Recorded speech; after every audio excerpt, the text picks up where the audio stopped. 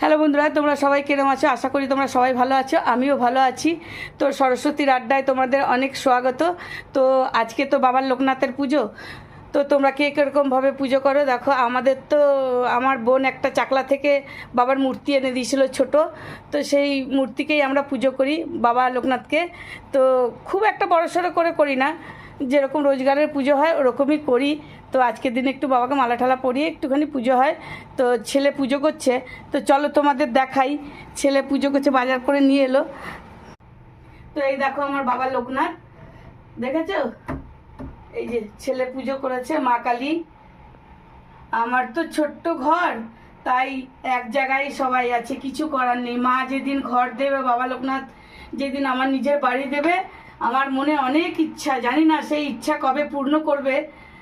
নিশ্চয়ই হবে একদিন না একদিন, মায়ের কৃপা থাকলে, বাবা লোকনাথের কৃপা থাকলে ঠিক হবে। আমি কি কি রান্না করেছি, রান্না হয়েই এসছে পুরো। তো তোমাদের দেখাই আমি কি কি রান্না করেছি। চলো দেখো কি রান্না করেছি। দাঁড়াও, এই দেখো মাছের ঝোল করেছি, এটা রুই মাছের ঝোল। আর এখানে করেছি উচ্ছে আলু সেদ্ধ করে মেখেছি কাসুন্দি দিয়ে। আর এখানে করেছি পাট শাকের ডাল, এই যে সরষা শুকনো লঙ্কা ফোড়ন দিয়ে।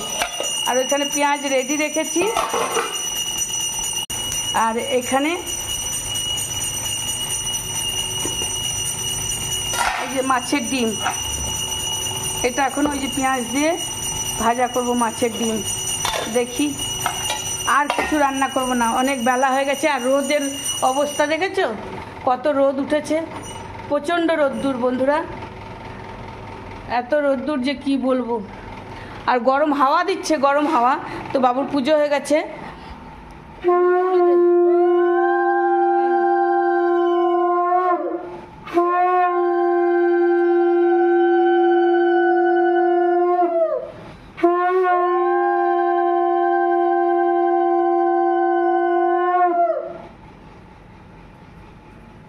আজ কদিন ধরে আমি ঠাকুর ঘরে যেতে পারছি না, আমার বাবু পুজো করছে। বাবু তো রোজই পুজো করে, তো রোজ আমারও যাওয়া চাই, একটুখানি না গেলে ভালো লাগে না। তো এখন যেতে পারছি না কিছুদিন ধরে, আবার কাল থেকে কন্টিনিউ যাওয়া হবে।